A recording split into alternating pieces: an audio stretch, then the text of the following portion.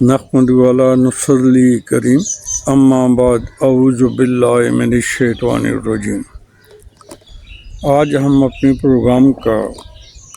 Rather vlog کا آغاز کرتے ہیں حضرت معین الدین چشتی رحمۃ اللہ علیہ کے اس خوبصورت شعر سے، کیونکہ محرم کی مناسبت سے ہم ایران امریکہ جنگ کے بارے میں یہ سوچ رہے تھے کہ وہاں پہ پاکستانیوں کو کتنا فائدہ اور نقصان ہو۔ ہم نے کہا فائدے نقصان سے بالا ہو کر آج اپنا ویلاگ شہدائے کربلا کے نام کرتے ہیں، اور اپنے ویلاگ کا آغاز معین الدین چشتی رحمۃ اللہ علیہ کے شعر سے کرتے ہیں کہ شاہ است حسین بادشاہ است حسین، شاہ است حسین بادشاہ است حسین، دین است حسین دین پناہ است حسین، سرداد نداد در دست یزید، سرداد نداد در دست یزید، حقا کہ بنائے لا الہ است حسین۔ تو امام علی مقام نے اور ہمارے آل بیت نے، شہدائے کربلا نے جس بے بسی کی حالت میں ان کو شہید کیا گیا، تو ہم امام علی مقام اور ان اللہ کے رسول نبی آخر زمان حضرت محمد مصطفیٰ صلی اللہ علیہ وسلم کی پیاروں کی شہادت کے غم میں آج ہم اپنا پروگرام اس سے بالا ہو کے کرتے ہیں، اور یہ حقیقت ہے، اس میں کوئی شک کی گنجائش نہیں ہے کہ ہمارے بہت سے اہم دوسرے ساتھیوں نے اس میں بڑا ایک نیگیٹو رول بھی ادا کیا، جن کے بارے میں ہم یہ کہہ سکتے ہیں جن کی جو اس جنگ کے دوران خاموشی اور دوسری چیزوں کو دیکھتے ہوئے ہم اپنے الفاظ کو اس شعر کے اندر محدود کرتے ہیں، اور بلکہ یہ شعر ان کو ساری کو سم اپ کرتا ہے کہ عجب مذاق روا ہے یہاں نظام کے ساتھ، عجب مذاق روا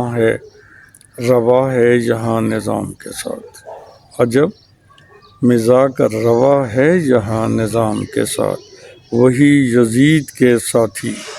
وہی امام کے ساتھ۔ تو یہ روایت تو شروع سے رہی ہے، لیکن ہمیں یہ نہیں بھولنا چاہیے کہ قتل حسین نسل میں مرگ یزید ہے، قتل حسین نسل میں مرگ یزید ہے،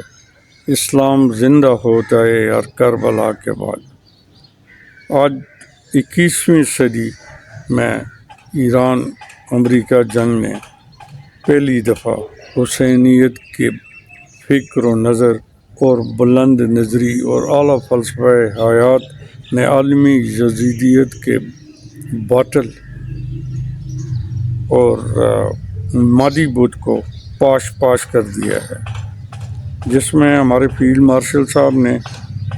بہت اہم کردار ادا کیا ہے، اور انہوں نے بڑے بیلنس طریقے سے فوجی، عسکری اور سفارتی حکمت عملی کو بروئے کار لایا، جس میں ہمارے نو ڈاؤٹ سیاسی اختلافات کسی حکومت کے ساتھ ہیں نہیں، ہم ان کے بارے میں کیا کہتے ہیں، ان سب کو ایک سائڈ پہ رکھ کے ہم یہ تسلیم کرتے ہیں کہ اس جنگ میں جہاں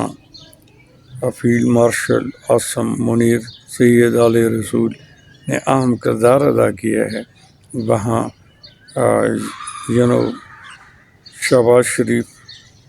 اور یہ اسحاق ڈار صاحب نے بڑا بہترین کردار ادا کیے۔ اسحاق ڈار صاحب اس دوران بیچارے گر بھی گئے تھے، لیکن انہوں نے احمد نہیں ہاری، وہ کنٹینیو رکھا۔ تو اس سلسلے میں ان کو آصف علی زرداری صاحب پریزیڈنٹ آف پاکستان کی اور ان کے صاحبزادے بلاول بھٹو زرداری کی بھی بھرپور حمایت ہوئی۔ اس مسئلے میں جس طرح انڈیا کے ساتھ جنگ میں ساری قوم ایک ساتھ سبھی مل گئی تھی. تو united we are then stronger we are together we are.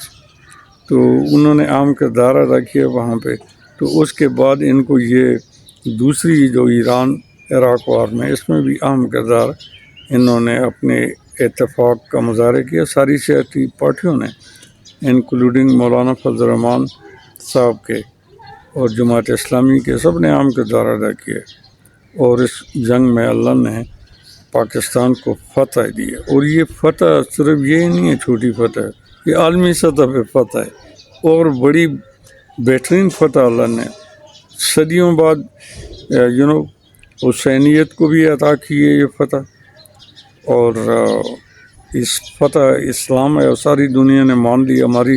عسکری طاقت کو بھی اللہ تعالیٰ نے انویزیبل ہیلپر، اس سے کوئی نہیں کہہ سکتا کہ جنگ میں شامل نہیں تھے. انویزیبل ہیلپر جو تھے ہمارے، انہوں نے بھرپور کردار ادا کیا پاک انڈیا وار میں بھی، اور اب انڈیا ایران امریکہ وار میں بھی، جس میں بڑا نیگیٹو گھٹیا رول اسرائیل کا تھا کہ وہ اس کے اسرائیلی ٹینک جو ہیں اور American, they are basically nothing tank,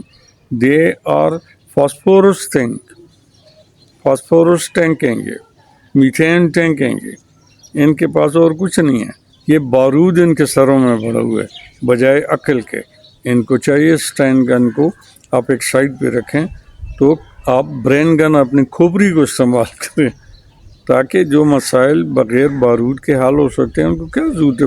بارود استعمال کرنا. امریکی جتنے بھی لوگ ہیں ان کے سارے ٹیکس منی جو ہے یہ انہوں نے آگ میں ڈال دی ہے، جس کے پیچھے اسرائیل ہے، جس کے پیچھے موساد ہے. تو بات یہ ہے کہ اس جنگ میں اللہ نے پاکستان کو اور ایران کو اور اسلام کو فتح عظیم سے نوازا ہے، جس میں ہمارے فیلڈ مارشل سید عاصم منیر شاہ صاحب، سید علیہ رسول نے بڑا اہم کردار ادا کیے اور بڑے سلیقہ مندی سے، بڑی میانہ روی سے، بڑی صبر و تحمل کے ساتھ انہوں نے بڑا سوفسٹیکیٹڈ انداز میں اور بڑا ایلیگنٹ انداز میں انہوں نے اس جنگ میں ایران کا ساتھ دیا اور امریکہ کو بھی روکے رکھا کہ بھائی آپ کے مسائل کو ہم ٹیکل کرتے ہیں، آپ کیوں بارود کے پیچھے پڑے ہوئے ہیں. تو پھر انہوں نے فیلڈ مارشل کی بات کوئی ڈکی چھپی نہیں ہے، فیلڈ مارشل کی صلاحیت کو انہوں نے بھی تسلیم کیا. تو یہ بھی تو ہمارے بھائی ہیں. انہوں نے کہا اب چلیں آپ سے کچھ بنتا ہے تو کریں. تو انہوں نے بڑا اہم کردار ادا کیا ہے فیلڈ مارشل عاصم منیر صاحب نے، اور انہوں نے نہ صرف جنگ کو رکوایا بلکہ تھرڈ ورلڈ وار جو ہے، تیسری عالمگیر جنگ جو تھی، اس کو بھی انہوں نے رکوایا، ان کو بھی پوسٹ پون کروایا. جس کے بارے میں آئنسٹائن سے کسی نے پوچھا کہ تھرڈ ورلڈ وار میں کون سا اسلحہ استعمال ہوگا، تو آئنسٹائن نے کہا کہ بھائی مجھے تھرڈ ورلڈ وار کا تو نہیں پتہ، البتہ فور ورلڈ وار میں ڈنڈے اور پتھر استعمال ہوں گے. تو یعنی کہ تھرڈ ورلڈ وار میں پورا کرۂ ارض تباہ و برباد ہو چکا ہوگا. بہرحال ہم آپ کا زیادہ ٹائم نہیں لیتے، صرف یہ کہتے ہیں کہ اس وار میں پاکستان کو فتح، ایران کو فتح نہ ہوتی تو یاد رکھو یہ تو دیوار پہ لکھا ہے، تمہیں نے چشم پوشی کی جہاں کی دوربینی سے، جو ہونا تھا وہ دیواروں پہ لکھا ہم نے دیکھا تھا. اس حوالے سے مجھے احمد فراز لالا، احمد فراز رحمۃ اللہ علیہ کوئٹی جو ہیں، ان کا ایک شعر یاد آیا. اسی اعتبار سے میں آپ کی خدمت میں عرض کرتا ہوں کہ برباد کر کے بصرہ و بغداد کا جمال، بغداد کا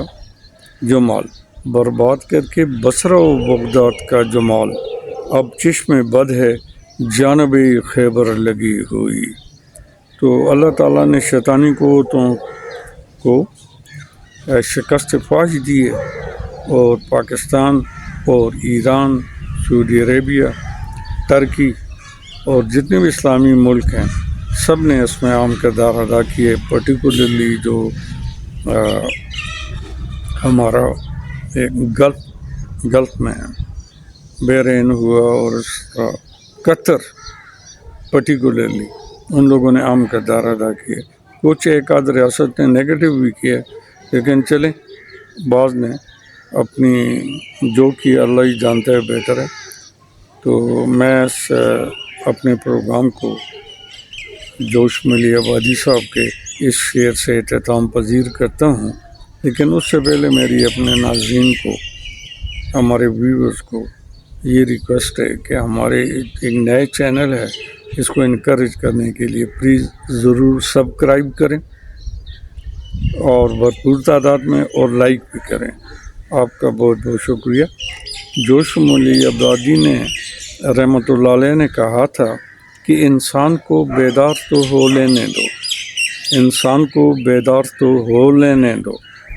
ہر قوم پکارے گی ہمارے ہیں حسین۔ انہیں شعر کے ساتھ میں آپ سے اجازت چاہتا ہوں، نیکسٹ پروگرام تک اللہ حافظ۔